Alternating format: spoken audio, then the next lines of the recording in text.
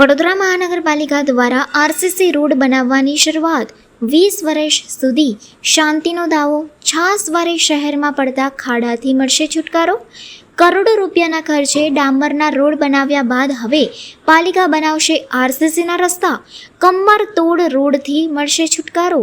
હાલ ચોમાસાની ઋતુની શરૂઆતની સાથે જ શહેરમાં મોટાભાગના રસ્તાઓનું મોટા પાયે ધોવાણ તેમજ અસંખ્ય ખાડાઓ પડી ગયા છે. ત્યારે આવનારા વર્ષોમાં શહેરમાં અવારનવાર પડતા કમરતોડ ખાડાઓથી કાયમી છુટકારો અપાવવા માટે વડોદરા કોર્પોરેશન દ્વારા હવે આરસીસી રોડ બનાવવાની શરૂઆત કરવામાં આવી છે. જેના ભાગરૂપે પૂર્વ વિસ્તારમાં રૂપિયા 6 કરોડના ખર્ચે 2 કિલોમીટરનો આરસીસી રોડ બનાવવામાં આવી રહ્યો છે. પાલિકા તંત્ર દ્વારા પૂર્વ વિસ્તારમાં રૂપિયા 6 કરોડના ખર્ચે વૈકુંઠ 4 રસ્તાથી શુકન હાઇટ્સ સુધી અંદાજે 2 કિલોમીટરનો આરસીસી રોડ બનાવવાની કામગીરી હાથ ધરવામાં આવી છે.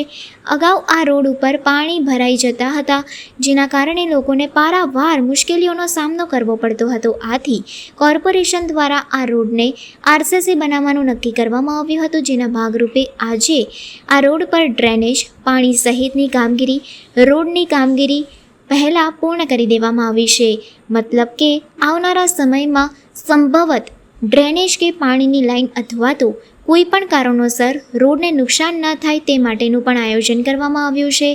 આમ તમામ પ્રકારના આયોજન સાથે આરસીસી રોડ બનાવવાની શરૂઆત કરવામાં આવી છે. સાથે જ ચોમાસા બાદ શહેરના ગાજરાવાડી, ઈદગાહ મેદાન, રામનાથ સ્મશાન રોડ થઈ સરદાર એસ્ટેટ, ડભોઈ રોડ સુધી 18 મીટરનો અંદાજે 2 કિલોમીટર લાંબો આરસીસી રોડ બનાવવાનું પણ આયોજન કરવામાં આવ્યું છે. નોંધનીય બાબત એ છે કે અગાઉ ગાજરાવાડી 4 રસ્તાથી ડીમાર્ટ તરફ જવાના રસ્તા ઉપર 1/2 કિલોમીટરનો આરસીસી રોડ બનાવવામાં આવ્યો હતો, જે સફળ રહ્યા બાદ કોર્પોરેશન દ્વારા તબક્કાવાર આરસીસી રોડ બનાવવાની શરૂઆત કરવામાં આવી છે. ચોમાસા દરમિયાન નીચાણવાળા વિસ્તારોમાં વધુ પ્રમાણમાં પાણી ભરાય છે, તેવા વિસ્તારોનો પ્રવર્તમાન ચોમાસામાં સર્વે હાથ ધરવામાં આવશે અને આવનાર સમયમાં આરસીસી રોડ બનાવવાનું આયોજન કરવામાં આવશે.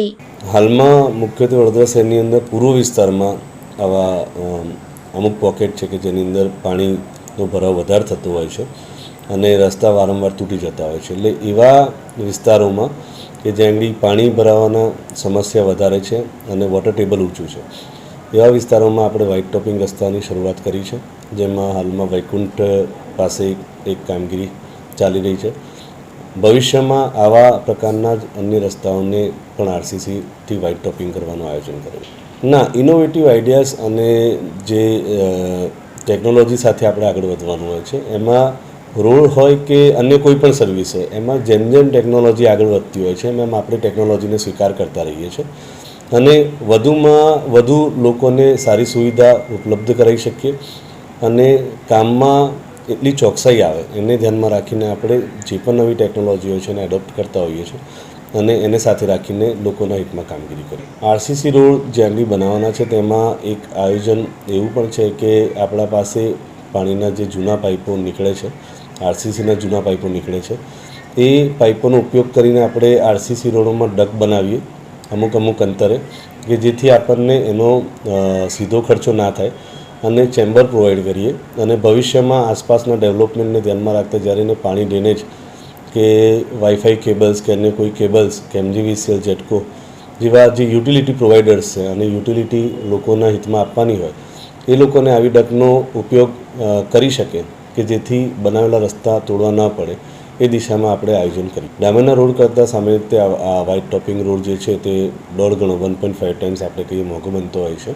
અને ડ્યુરેબિલિટીની વાત કરીએ તો ડામરનો જે રસ્તો છે એની પણ ડ્યુરેબિલિટી, એની જે ઉપરની સરફેસ છે એને ઓછામાં ઓછા 5 થી 7 વર્ષનો ગેરંટી પીરિયડ હોય છે અને આરસીસી વ્હાઇટ ટોપિંગ કરીએ છીએ એમાં આપણને 10 વર્ષ કરતાં વધારેની એની સરફેસ સારી રહેવાના પરિણામો મળે છે.